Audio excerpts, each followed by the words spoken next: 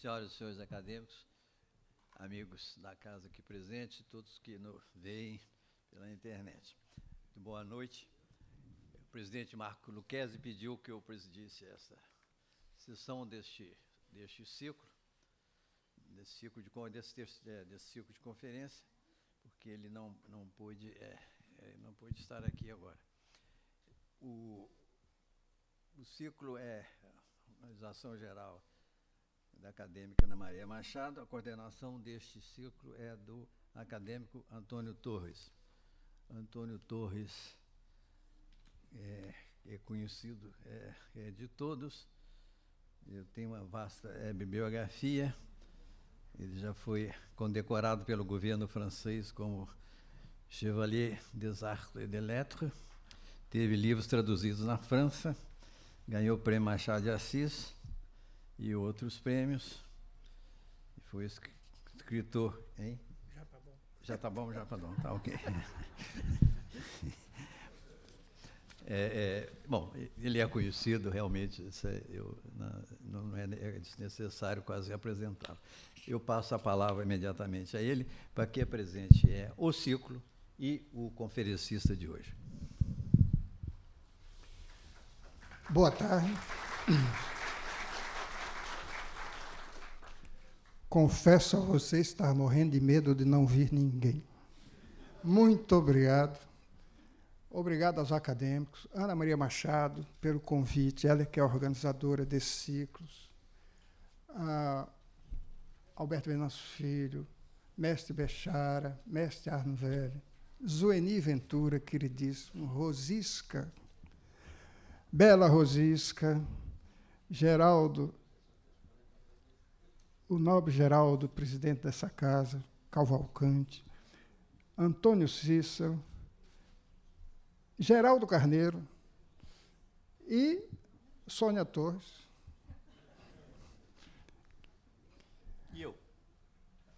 A você, um obrigado muito especial, meu nobre historiador, e meus agradecimentos ao Gilberto Araújo por ter aceitado o nosso convite. E queria dizer o seguinte, quando Ana me convidou, Alberto da Costa Silva chegando aqui, o nosso grande mestre, palmas para ele. Quando a querida Ana me convidou para pedir um tema, convidou e deixou a meu encargo o tema, me veio à mente logo esse Literatura e Loucura. E imediatamente eu me lembrei do primeiro livro que eu li no Rio de Janeiro, nessa cidade do Rio de Janeiro, ao me mudar de São Paulo para cá, num dia de novembro do ano de 1968. E o livro que caiu às minhas mãos, num quarto de hotel em Copacabana, um hotel chamado Castro Alves, foi este, não exatamente esta edição, mas este Hospício é Deus, de Maura Lopes Cansado. E foi um impacto... não falei do Merval Pereira ali, nossa vida. Nem dos amigos aqui, o presidente do PEN Clube, o Cláudio Aguiar, do poeta Adriano Espínola, que falou aqui terça-feira passada, do Zé Pedro Horta, tem muitos amigos aí, que me desculpe aqui a luz. Bom, eu me lembrei desse livro que, na época, me criou um impacto enorme e que reli agora por causa disso. Fiquei fazendo anotações. Evidentemente que esse é um tema que sugere imensas possibilidades de livros e autores para um ano de ciclos, porque de Machado de Assis, que deu o Asilo Muito Louco do nosso querido Nelson Pereira dos Santos, Lima Barreto, o finado João Antônio, que escreveu Casa de Loucos, e o Calvários e Porres, do pingente Lima Barreto, ao Rocha Pombo, que não chegou a tomar posse dessa casa, mas foi eleito, morreu antes, que fez No Hospício, o Centauro dos Pampas, de Onélio Machado, que escreveu O Louco do Cati.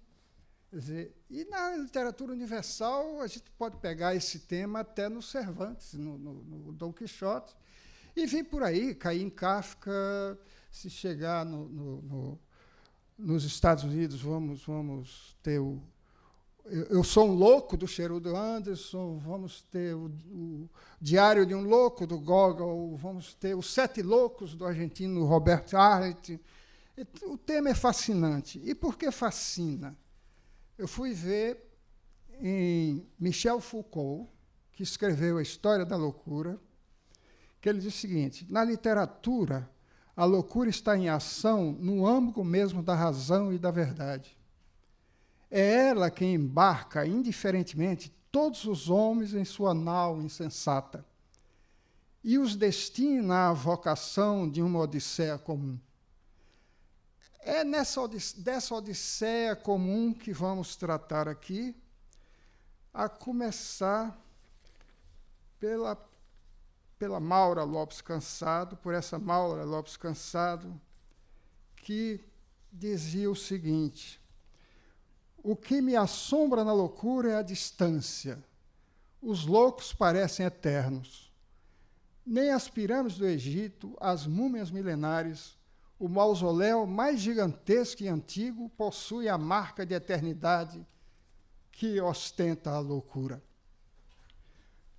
Para falar dessa autora emblemática, né, de sua essência, de seu texto e seu contexto, aqui está o Gilberto Araújo, professor adjunto de Literatura Brasileira e do Programa de Pós-Graduação em Letras Vernáculas da UFRJ, da qual é doutor e mestre sob orientação do nosso querido Antônio Carlos Sequim.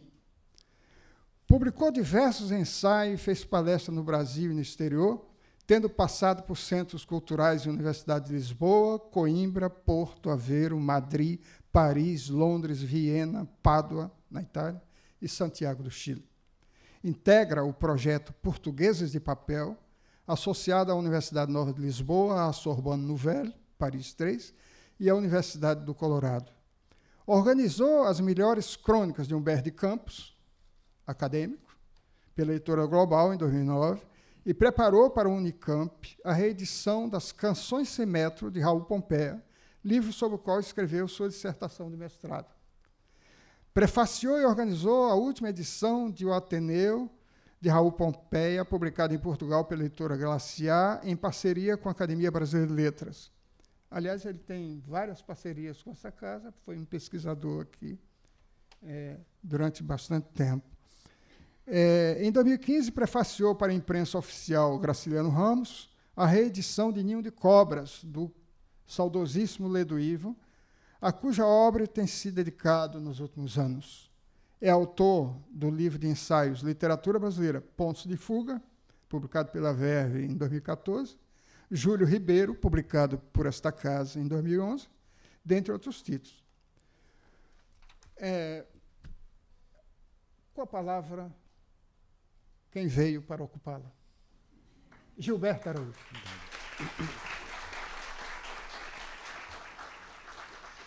Bom, boa tarde a todos. Na praxe mais sincera possível, eu faço meus agradecimentos à Academia Brasileira de Letras, onde eu sempre retorno com muita gratidão e saudade, quase como um retorno à casa paterna, e agradeço principalmente a presença de todos que estão aqui me assistindo pela internet, em especial aos acadêmicos, aos amigos, aos familiares, aos alunos e ex-alunos, para quem, no fundo, eu faço isso tudo.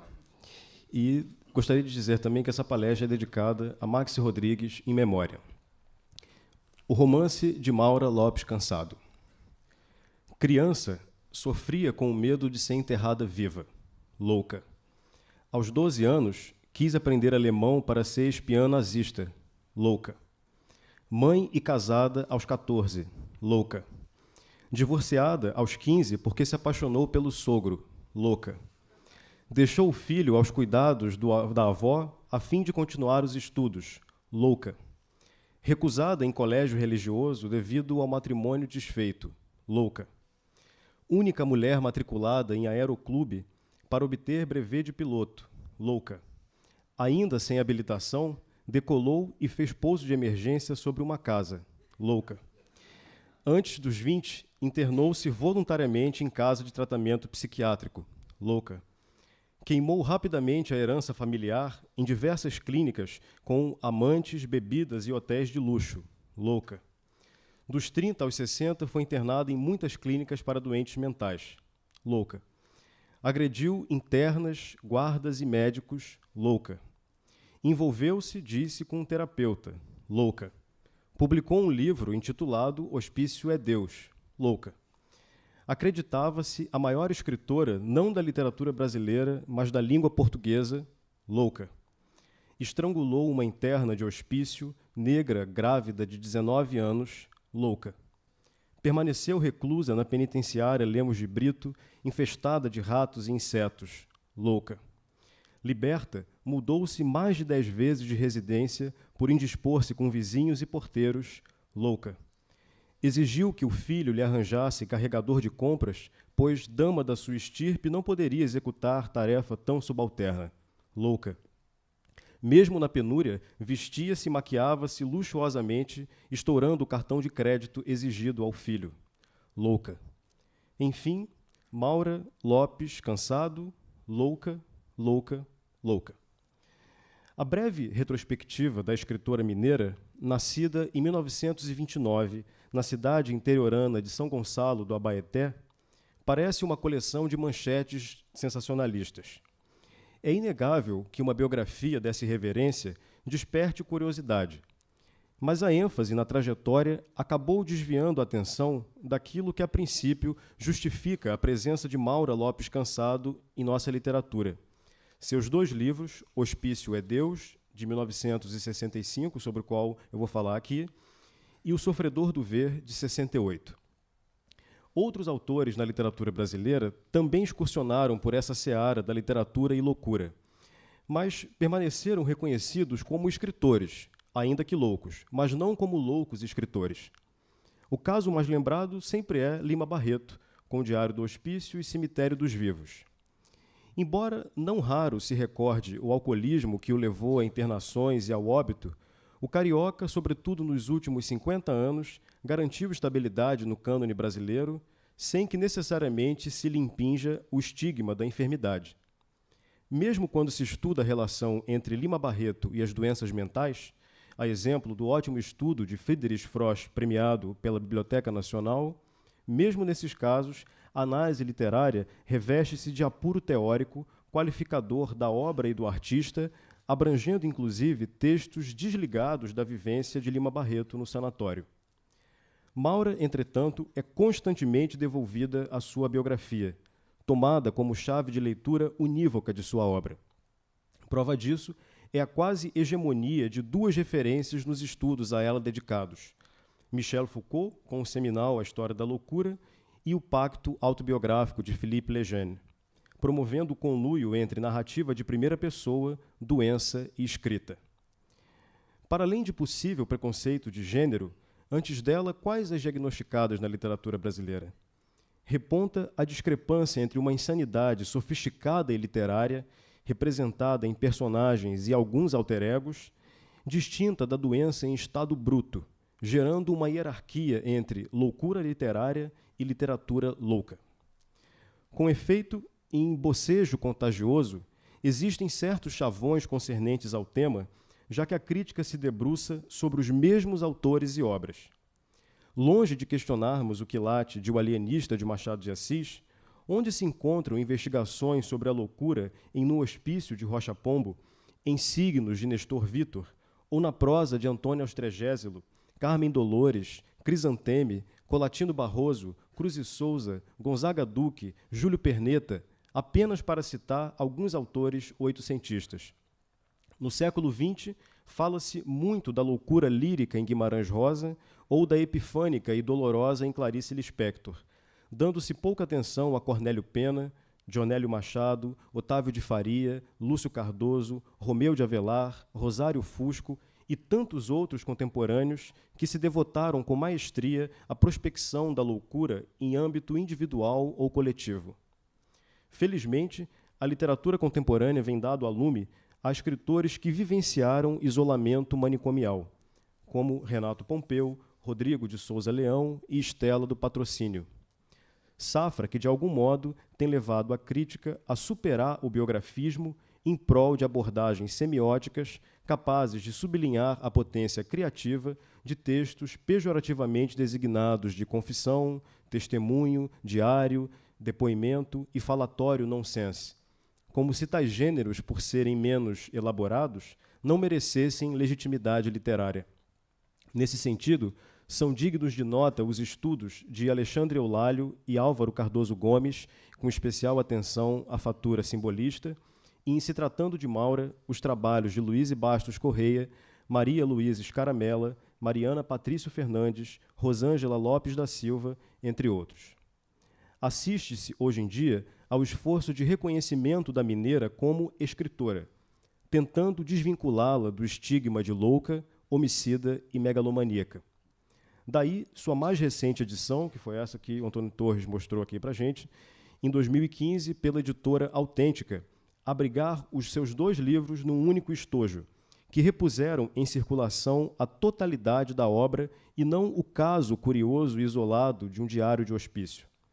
Além disso, o sóbrio projeto gráfico nessa edição de 2015, de Diogo Droschke, em capa com losangos de cores fechadas e letras em corpo pequeno, enfatiza o aspecto construtivo da composição, distinguindo-se das empreitadas anteriores com capas chamativas, tipos grandes e coloração vibrante.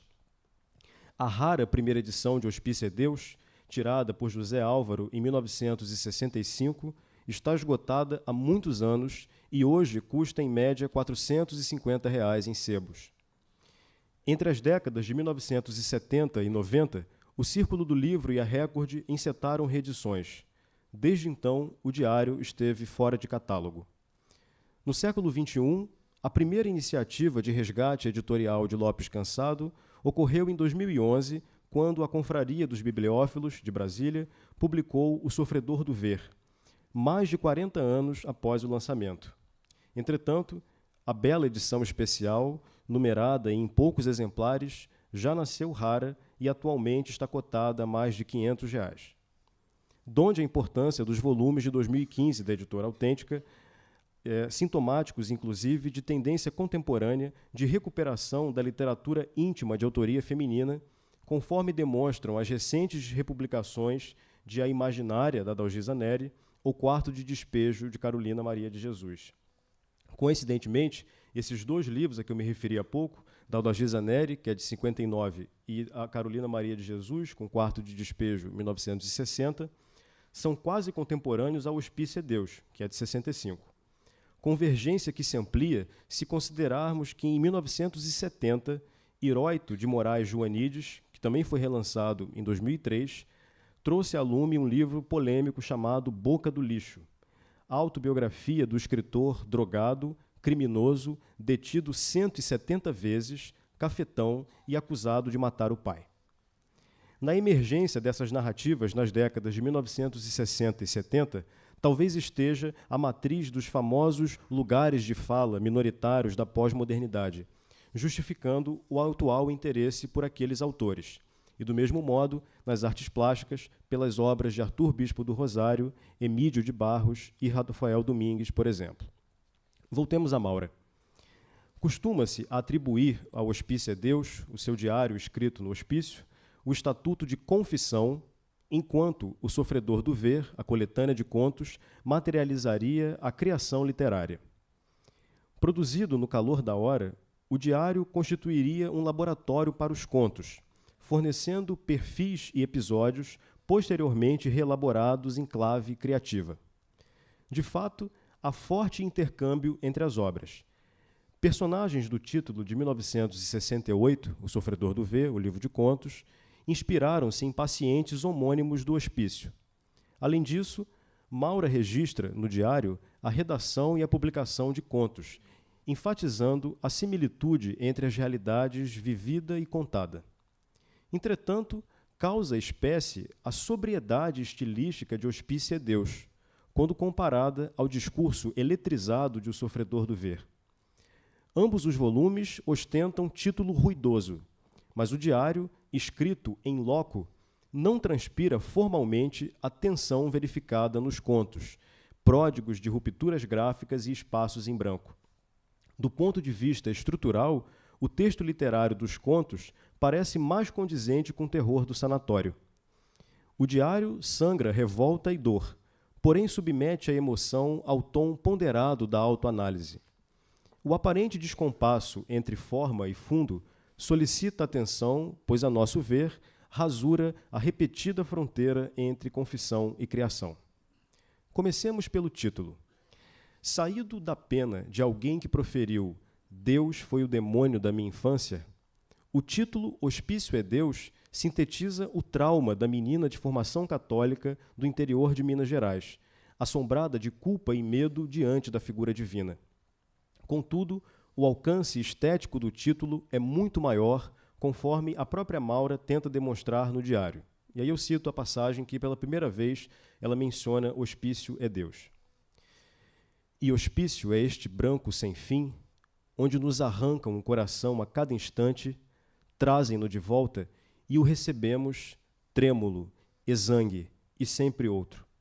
Hospício são as flores frias que se colam em nossas cabeças perdidas em escadarias de mármore antigo, subitamente futuro, como que não se pode ainda compreender.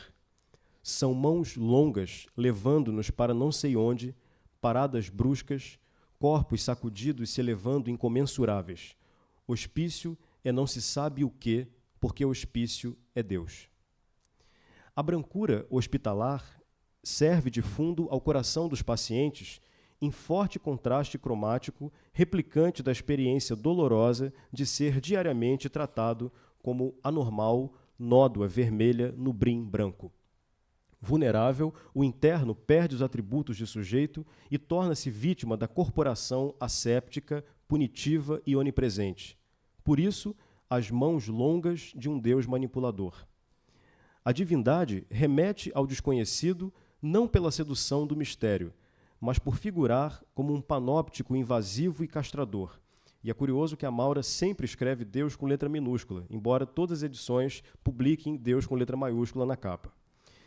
Espaço sem saída, já que sob permanência e vigilância de Deus, o hospício fagocita os internos, incrustando-os em escadarias de mármore branco, que, longe de conduzir a qualquer ascensão, ratificam a estagnação dos pacientes, em cujas cabeças se colam flores frias, desprovidas de vida e beleza. Com esse título, Hospício é Deus, abre-se no livro uma extensa cadeia analógica, desde logo suficiente para requerer-lhe o tributo de criação. Além disso, deve-se considerar o arco temporal entre a escrita e a publicação da obra. O Hospício é Deus abrange a virada do ano de 1959 para 1960, o período da primeira internação da Maura Lopes Cansado no Hospício do Engenho de Dentro. Mas só é editado 5 anos depois, em 1965. Sem dúvida, o intervalo permitiu rearranjos, ajustes, cortes e acréscimos, problematizando a hipótese de o volume ser um relato fidedigno, já que a experiência vivida se submeteu à edição da memória e dos desejos de uma Maura sempre mutante. Ela própria diz: "Seria verdadeiramente escandaloso meu diário íntimo, até para mim mesma, porque sou multivalente. Não me reconheço de uma página para outra. Prefiro guardar minhas verdades, não pô-las no papel." Boa parte do diário foi escrito a lápis, no colo de Maura, incomodada com a má iluminação do quarto e com as internas, aos gritos, insones, perambulantes. As folhas no regaço e o lápis quase extinto simbolizam a intensidade da experiência, cuja escrita se torna extensão do corpo, ambos, escrita e corpo, sob ameaça. Maura é perturbada pela penumbra, pelas guardas e pelas internas, e o grafite está próximo ao fim. Sobressai a impressão de um texto urgente, quase fisiológico. Todavia, um episódio cria um distanciamento analítico. Quase na segunda metade do relato, um dos médicos e personagem fundamental do livro, chamado de Dr. A, presenteia a paciente com uma escrivaninha e a incentiva a se inscrever num curso de datilografia, que até a época de conclusão do livro ela parece não ter concluído.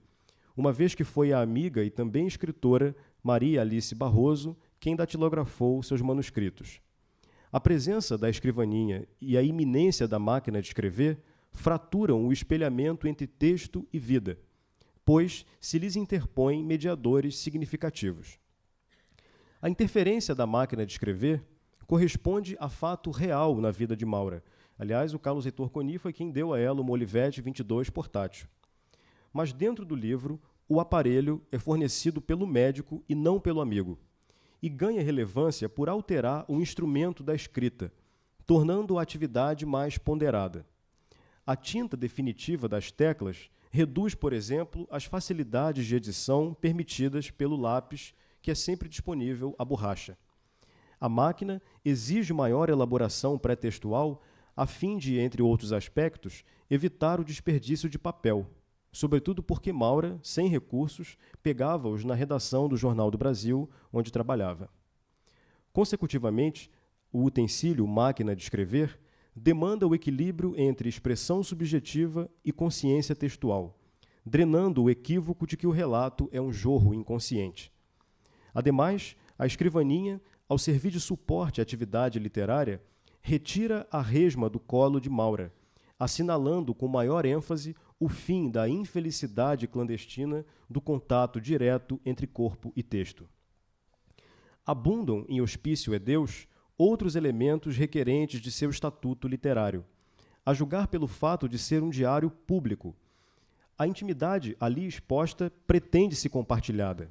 E a Maura diz o seguinte: não é absolutamente um diário íntimo, mas tão apenas o diário de uma hospiciada. Ao prever a divulgação do texto, Maura remodelou a escritura. O início do livro, por exemplo, compila extensa rememoração de sua juventude. A quem se dirigem essas informações? Supostamente, o diário equaliza os papéis de escritor e leitor, servindo para anotar acontecimentos importantes ou banais, impressões, sentimentos e lembranças. O autoexame e o pendor memorialístico são inerentes ao gênero, mas o enunciador de um diário não precisa necessariamente apresentar-se a si mesmo, a menos que haja a perspectiva da publicação, o que, em certa medida, compromete o esperado pacto de intimidade. Não afirmamos o disparate de ser Hospício é Deus um romance. No entanto, sem perder a condição de diário, assume características romanescas como um narrador hábil no traquejo da disposição dos personagens, da complexidade espaço-temporal e da sequência narrativa. Por isso, o título da palestra alude a um romance de Maura Lopes Cansado. Existência cabal dessa organização romanesca está na epígrafe ao volume pensada em Jean-Paul Sartre. Cito o Sartre. Mas lá chegaria o momento em que o livro estivesse escrito e ficasse atrás de mim. Um pouco de sua claridade cairia sobre o meu passado. Então, talvez eu pudesse, através dele, recordar a minha vida sem repugnância. Fim de citação. A concretização do livro em Sartre projeta-se para um lá impreciso, sugestivo da impossibilidade da autobiografia plena, disposta em domínio distante do enunciador. Bem a propósito, a declaração se ancora em marcadores de dúvida. Cairia, talvez, pudesse. Permanecendo atrás do Criador, a obra encontraria nele um obstáculo para iluminar todo o passado. Por mais que se esforce em recuperar a experiência, ela passa, mais uma vez, pelo crivo subjetivo. Portanto, desde a abertura de Hospício é Deus, coloca-se em xeque a fidelidade do foco narrativo interno. O distanciamento entre o empírico e o textual prefigura-se de modo sutil na abertura do diário. Deitada na cama, Maura, criança, observa a mãe debruçada na janela à espera do marido e da filha Didi, provenientes de Belo Horizonte. Embora ansiosa para rever a irmã, a menina adormece e só desperta na manhã seguinte, quando a parente recém-chegada a presenteia com um chapéu branco. A sobreposição de perspectivas, Maura vê a mãe que vê pela janela, distancia a pequena observadora da cena almejada, a chegada da irmã. como se ela não tivesse acesso ao mundo empírico a não ser pelo discurso familiar, que no dia seguinte a informa: Judite chegou, diziam-me. Não à toa, Maura acha a irmã, e eu cito, linda como uma estrangeira, pois só se parecia mesmo com as moças estrangeiras de revistas.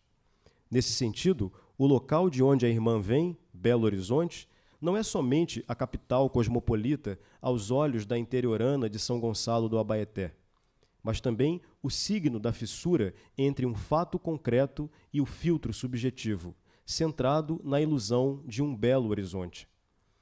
Como o eu lírico juvenil do poema Profundamente, de Manuel Bandeira, a criança aqui desperta quando o que importa já passou e descamba precocemente em desilusão e incompletude, muitas vezes convertidas em inveja, ressentimento ou vingança.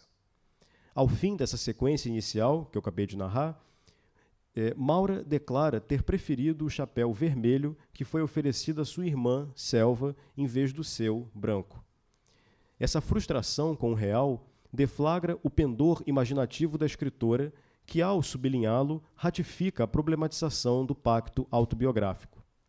Maura voltará ao assunto, no mesmo diário, recorrendo ao discurso poético, talvez porque o poema se lhe afigure mais disponível à imaginação criadora.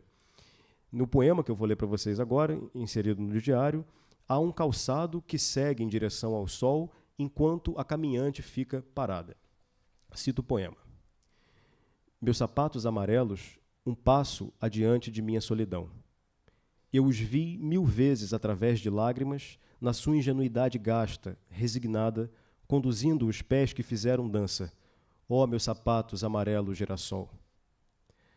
Na sondagem do ficcional em Hospício a Deus, convém analisar a nomeação das pessoas ou personagens. Internas, guardas e médicos, a quase totalidade do hospício é nomeada, às vezes com o requinte do sobrenome. Especificam-se fora dele os colegas do Jornal do Brasil e do convívio literário, repertoriando o cenário das letras cariocas nas décadas de 1950 e 60.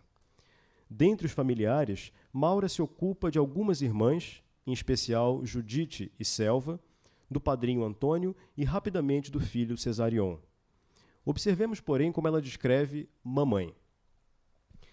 Seu nome é Santa. É modesta, generosa e quieta. Talvez a mais modesta pessoa que conheço.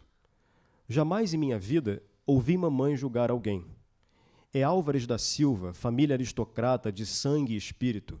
Ainda se pode falar sem constrangimento em aristocracia? Descende dos barões e coisas engraçadas. Possuo pouco conhecimento da nossa árvore genealógica.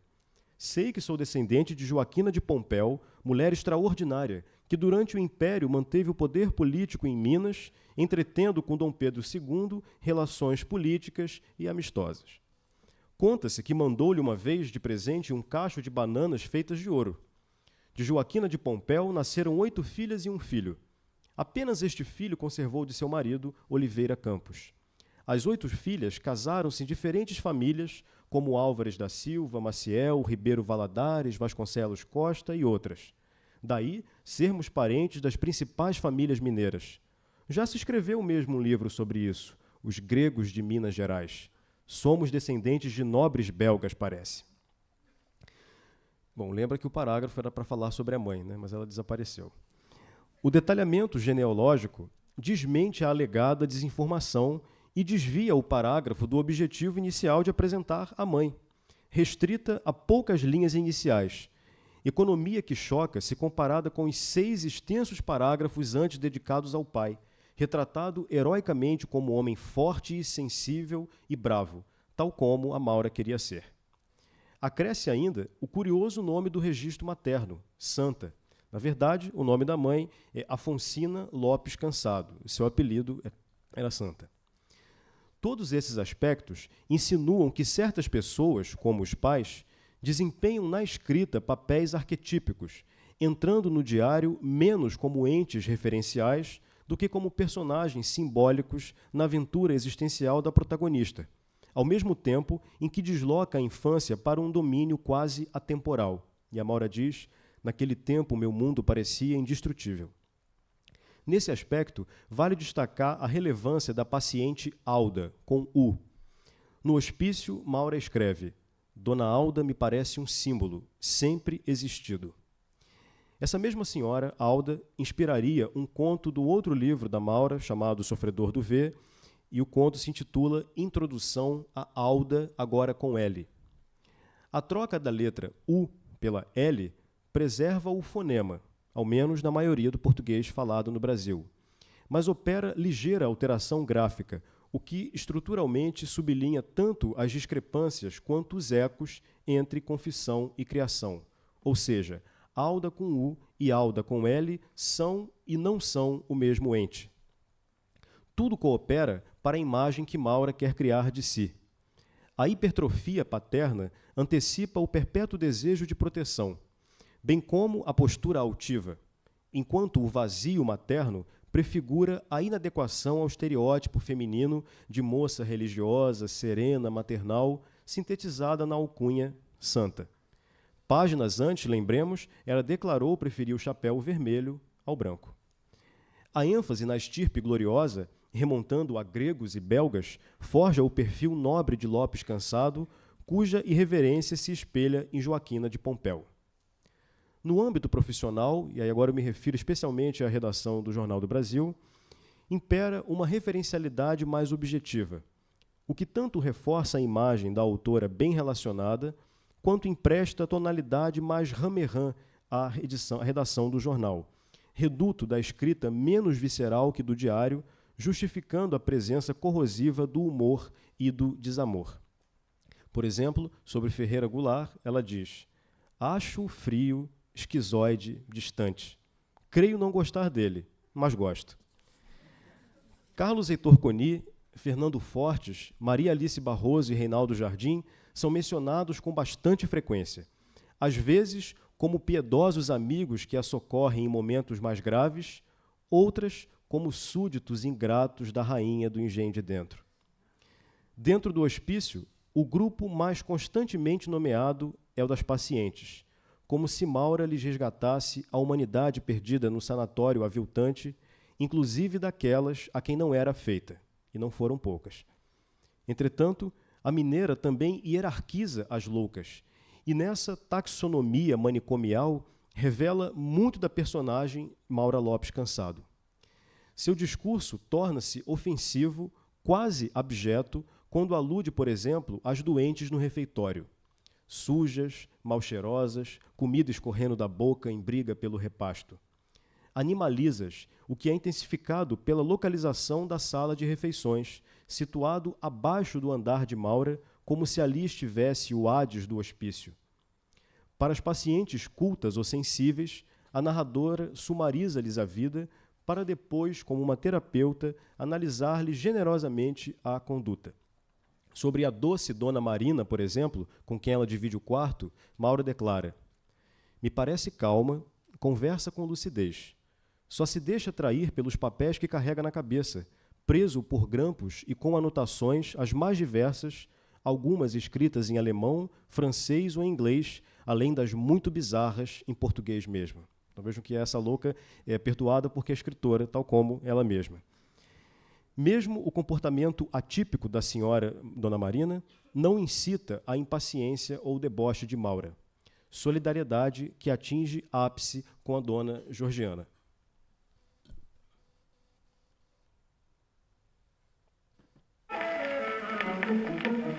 Italiana, cantora lírica, eu a achava lindíssima, apesar de não ser jovem. Possuía olhos azuis brilhantes, todo o rosto bonito e expressivo, aquele rosto surpreendente de louca. Estava sempre em grandes crises de agitação, andando desvairada pelo pátio, incomunicável, os pés descalços, geralmente suja de lama, seminua. E eu não frequentava obrigatoriamente o pátio. À tarde, quando ia lá, pedia-lhe para cantar a área da Boêmia, Valsa de Museta. Dona Georgiana, recortada no meio do pátio, cantava, e era de doer o coração. As dementes, descalças e rasgadas, paravam em surpresa, rindo bonito em silêncio, os rostos transfigurados. Outras sentadas no chão úmido, avançavam as faces inundadas de presença, elas que eram tão distantes. Os rostos fugiam por instantes, irisados e indestrutíveis. Me deixava imóvel, as lágrimas cegando. Dona Georgiana cantava, cheia de graça, os olhos azuis sorrindo, aquele passado tão presente, ela que fora, ela que era, se elevando na limpidez das notas, minhas lágrimas descendo caladas, o pátio das mulheres existindo em dor e beleza. A beleza terrífica que Puccini não alcançou. Uma mulher descalça, suja, gasta, louca, e as notas saindo-lhe em tragicidade difícil e bela demais para existir fora de um hospício. Essa gravação que vocês escutam ao fundo é da cantora Bidu Sayão, brasileira, nascida em Itaguaí. Então, pode, por favor, encerrar.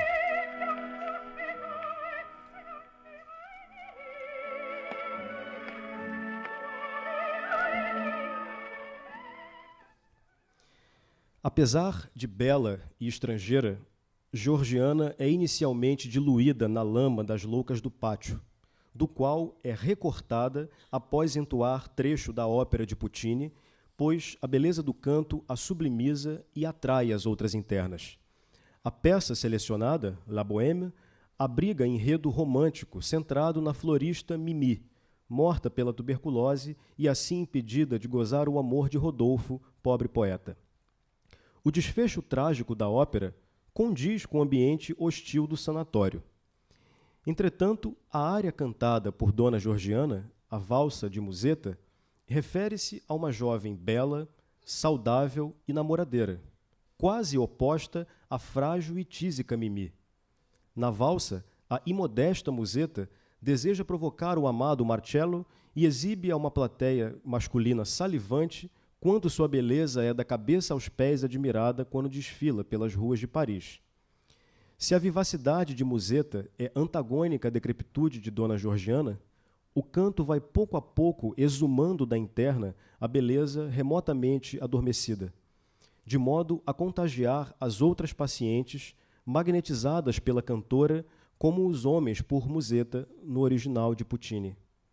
Banhada de sublime e trágico, a cena soa grandiosa demais para existir fora de um hospício ou de uma ópera. A maioria dos guardas e médicos é citada nominalmente em Hospício é Deus. Excetuam-se os doutores A. e J. Pode-se alegar que Maura, temendo o confisco do diário, optasse pela linguagem cifrada. Contudo, o Dr. Paim, diretor do hospital, é abertamente ironizado, sobrando farpas inclusive para sua filha, a escritora Alina Paim. Nesse sentido, é ainda mais curioso o mistério em torno do segundo possível volume de Hospício é Deus, porque esse livro de que eu trato hoje, de 65, tem como subtítulo Diário I. No perfil biográfico elaborado para essa edição da Autêntica, o jornalista Maurício Meirelles informa que, em 68, Maura anunciava a publicação do segundo tomo do Hospício, no qual, palavras dela, daria nome aos bois. Motivo por que José Álvaro não o teria publicado. O editor elogiou o material na tribuna da imprensa, mas conta-se que ele teria perdido os originais em um táxi. Como sempre, os exemplares somem ou em fogueiras ou em táxis. Já em 1977, quando entrevistada por Margarida Altran, Maura declarou que o texto teria desaparecido na penitenciária Lemos Brito.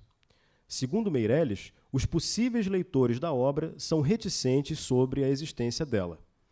Ficção ou verdade, o segundo tomo poderia talvez ser mais agressivo do que o primeiro, no tocante à delação nomeada. Mas, insisto, o procedimento já ocorria no livro de 1965, e a opção por designar explicitamente ou não as pessoas atende a quesito mais textual do que denunciatório. Retornemos aos dois médicos antes mencionados. A opção pela letra única, A e J, não parece mesmo ter motivação prática, antes estilística. A e J encarnam, respectivamente, o máximo de amor, por isso talvez o A inicial, e de ódio sentido por Maura no hospício. O segundo, J, encara o interno como inimigo a ser punido com eletrochoques e quartos fortes, tornando-se a letra síntese dos aspectos negativos do hospital, panóptico, juiz. Na direção inversa, há o afeto crescente entre a paciente e o doutor A. De início, Maura, que era muito vaidosa, julgava o médico incapaz de alcançar seu nível de inteligência. Rejeição a que se acrescenta algum racismo ao médico negro. Chega a ironizar sua capacidade terapêutica. E agora eu vou citar a Maura pedindo perdão se houver algum psicanalista na plateia. Qualquer reação, se estamos diante de um analista, ou com pretensões a, é sintomática, reveladora de conflitos íntimos, ponto de partida para as mais variadas interpretações. Em se tratando de simbologia, somos traídos a cada instante. Em relação ao sexo, a coisa é um desastre. Lápis, caneta, dedo, nariz são símbolos fálicos. É irritante. Tenho o inocente hábito de estar sempre com um dedo ou um lápis na boca. Não compreendo como um simples lápis, mas o tal do analista compreende. E julga flagrar-nos quando fazemos observações puras e autênticas. Ah, ele sabe que não são observações autênticas. O tal do analista sabe. Nesse sentido, Maura ironiza não só o analista de pacientes, mas o analista de obras literárias, como Hospício é Deus. Quando ela condena a semiologia cifrada de falas e gestos, ela paralisa também em efeito colateral a perquirição de sutilezas estilísticas, que é justamente o que eu estou fazendo aqui. Aos poucos, todavia, Dr. A amacia a interlocutora, oferece-lhe respeito e ternura e dialoga horizontalmente com ela, numa relação que desperta o amor por A quem antes da declaração explícita, Maura esbanjava seus atributos físicos. A insinuação erótica ao médico constitui etapa importante na transformação do sentimento amoroso em Hospício é Deus. Na regressão estampada nas páginas iniciais do diário, Maura conta sua iniciação sexual aos 5 anos, observando animais e jovens no interior de Minas. De observadora, passa a vítima quando mais tarde é estuprada mais de uma vez por funcionários do pai. A incursão deliberada no sexo ocorre com amigas de escola até aos 14 anos engravidar, conforme eu disse, de um companheiro do aeroclube, com quem se casa.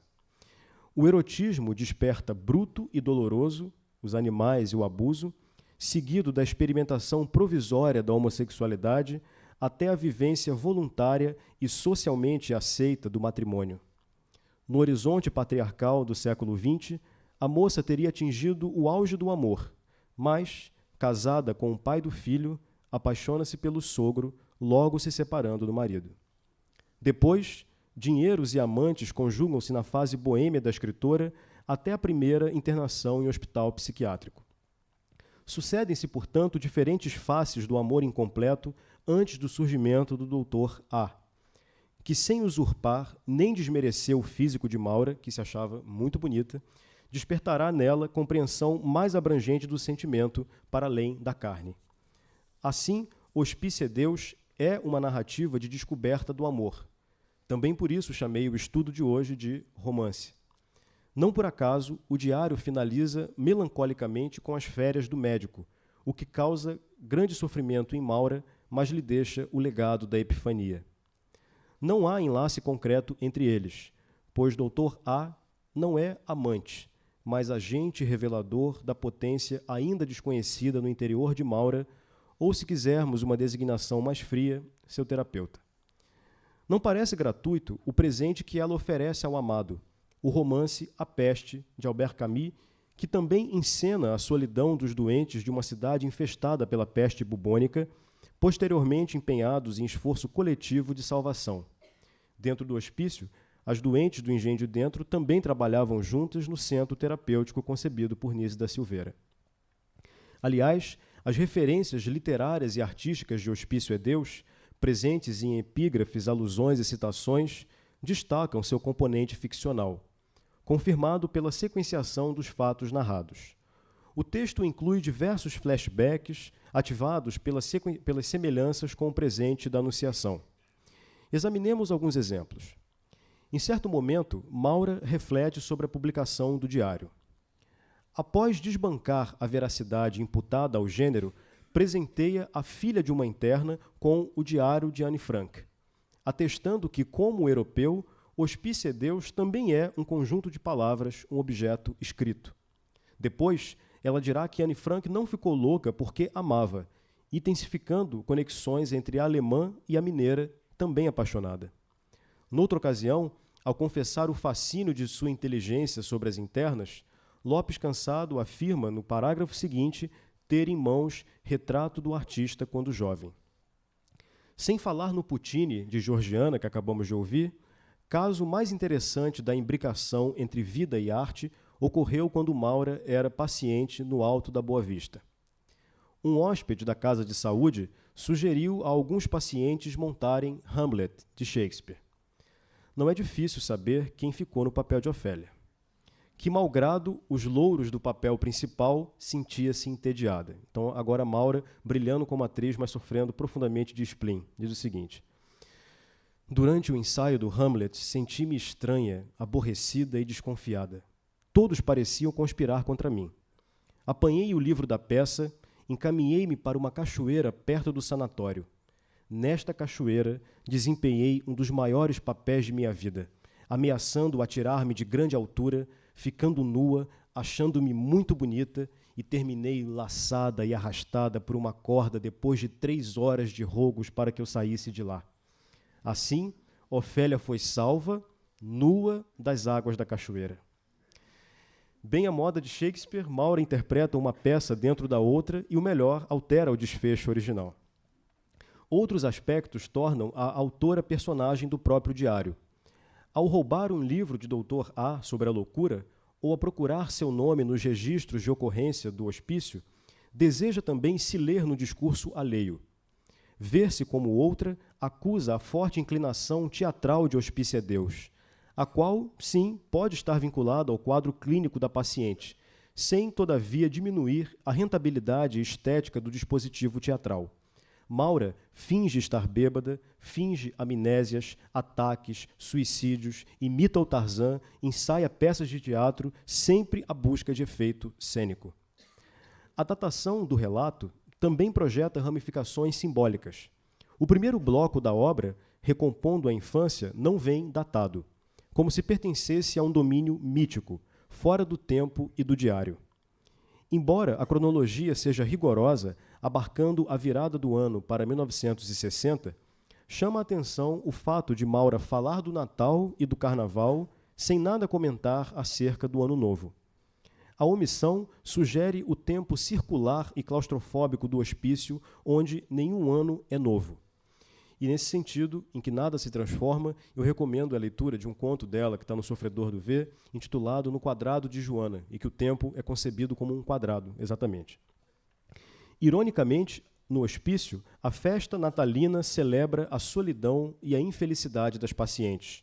O carnaval, todavia, resgata o ludismo dramático representado pelo cabelo de Dona Alda tingido com água oxigenada. Os espaços não escapam à arquitetura metafórica. A primeira internação de Maura no Rio de Janeiro ocorreu em luxuoso sanatório particular do Alto da Boa Vista, migrando depois para o precário hospício do Engenho de Dentro. Do pomposo estabelecimento inicial, o segundo guarda apenas certa glória de engenho, cuja especificação de dentro assinala coincidentemente a crescente pesquisa interior da paciente. Do alto ao baixo, do privado ao público, do luxo ao lixo, de fora para dentro, os dois espaços pontuam a experiência radical esboçada no diário. Se é válida esta interpretação de que o Hospício é Deus contém enormes indícios ficcionais, resta saber por que a autora não optou pelo gênero romanesco. Responde ela mesma: incapacidade quase total de escrever. Terei resistência para escrever um romance? Há longos vazios em minha mente que me tornam difícil formular uma história. Se me fosse possível escrever mais rápido e sem as interrupções. Estou sempre cansada, disposta a deixar tudo para começar depois. Quando? Me pergunto. Fim de citação. O diário constitui, portanto, o melhor caminho para romancear a vida instável, já que é um gênero intrinsecamente descompromissado com unidade, clímax e desfecho, podendo sempre parar ou recomeçar. Daí, talvez, a perspectiva de continuidade assinalada pelo subtítulo Hospício é Deus, Diário I. Como a menina que não viu a irmã chegar, a jovem que não viveu o amor com o sogro e que não fez carreira na aviação, a mãe que não esteve com o filho, a paciente que não seduziu o médico amado, a escritora que parou de escrever, o segundo diário que não veio, a escrita suspensa. No fim de Hospício é Deus, quando Maura retorna ao engenho de dentro, toma conhecimento de que seu antigo quarto já estava ocupado por 2 internas e que seus pertences foram amassados, inclusive o diário, texto massacrado pela vida. A biografia e obra de Maura, sob a constante iminência do perigo e do aniquilamento, ressoam com perfeição em texto dela distante no tempo e no espaço. Refiro-me a um poema do livro O Poeta de Pondicherry, de 1986, da escritora portuguesa Adília Lopes, com quem eu encerro a minha fala. Cito o poema. Deixei crescer muito a minha unha do indicador direito, para poder escrever os meus poemas nas paredes da cela. Porque no asilo onde me fecharam, não me dão tinta nem papel para escrever. Escrevo durante a noite, porque durante o dia os asilados que estão na cela comigo estão sempre a espiar-me. E quando os outros se põem a olhar para mim, deixo de saber como me chamo. Tenho saudades do meu quarto no alto da Torre de Marfim, que mandei construir em Pondicherry. Chamava o meu criado com um sistema complicado de campainhas, porque a torre tinha 1007 degraus. Pensava que se Diderot fosse a Pondicherry, não podia deixar de me visitar. Mas Diderot foi a Pondicherry e não me visitou. Agora, quando batem à porta da cela, penso primeiro que é Diderot, que vem me visitar. Mas lembro-me de que Diderot morreu e fico com medo de que seja alguém para me cortar as unhas. Muito obrigado.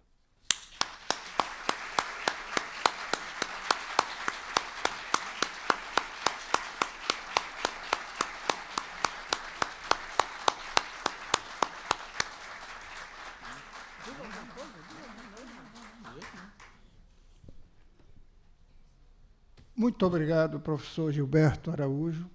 Obrigado a todos.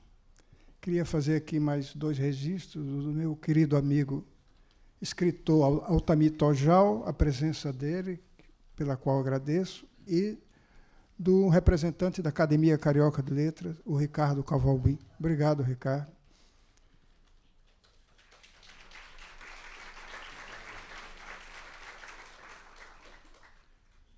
Amigos, a Maura dizia coisas com coisas. Uma dessas coisas, considero-me além de qualquer expectativa. Pois, professor Gilberto, considero a sua conferência além de qualquer expectativa. Foi uma bela de uma conferência. A Maura dizia, sou um anjo com vocação para demônio. Nós vimos toda a trajetória desse anjo que se torna demônio em sua conferência.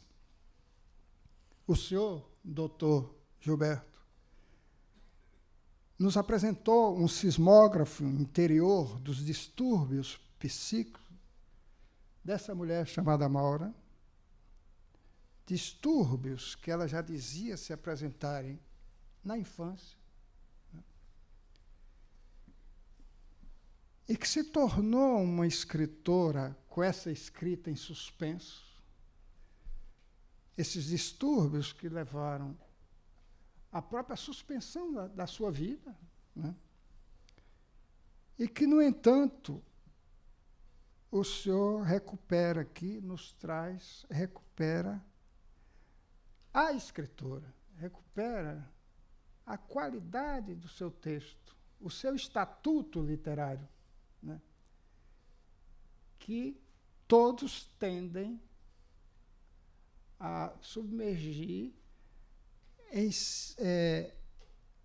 abaixo de uma biografia extravagante e trágica, como o senhor mesmo define. Não é?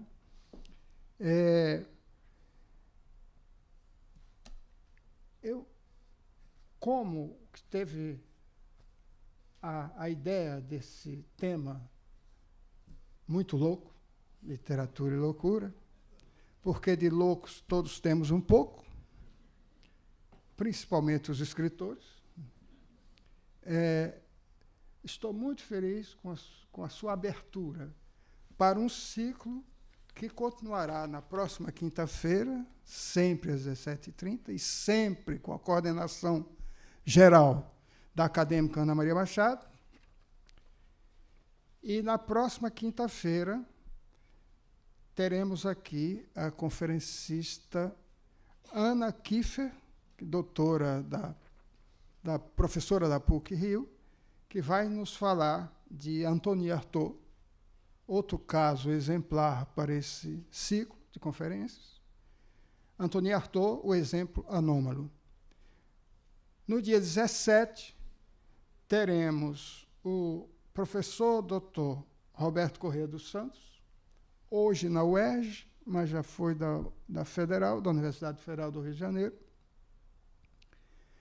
E tem uma curiosidade, eu o convidei por causa de uma conferência dele que eu assisti na Sociedade Psicanalítica do Rio de Janeiro sobre o escritor Freud. Achei uma conferência surpreendente e pedi que ele encaixasse o Freud nesse ciclo aqui, mas ele pediu liberdade para apresentar outra coisa e vai nos apresentar O Abismo e o Obstáculo, observações pontuais de Clarice Lispector, Virginia Woolf e Jacques Rivière sobre a loucura. E esse Jacques Rivière veio a ser o editor do Antonin Artaud, que é o personagem da semana anterior.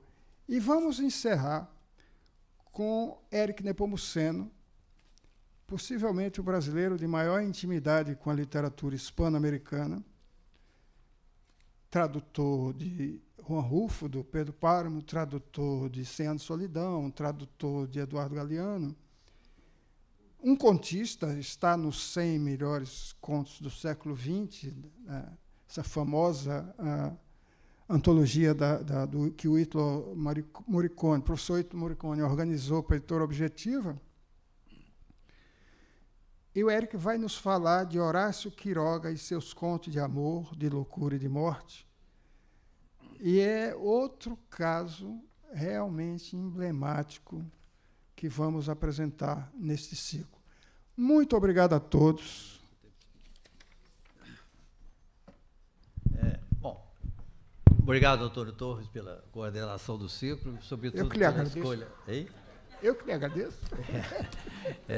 Sobretudo pela escolha do conferencista. Muito obrigado ao Gilberto, que inaugurou de uma maneira absolutamente muito boa, muito excelente esta primeira conferência. Obrigado a todos. Então, quinta-feira que vem, estamos aqui no mesmo horário para a conferência de Ana Kiefer. Muito obrigado a todos. Boa noite.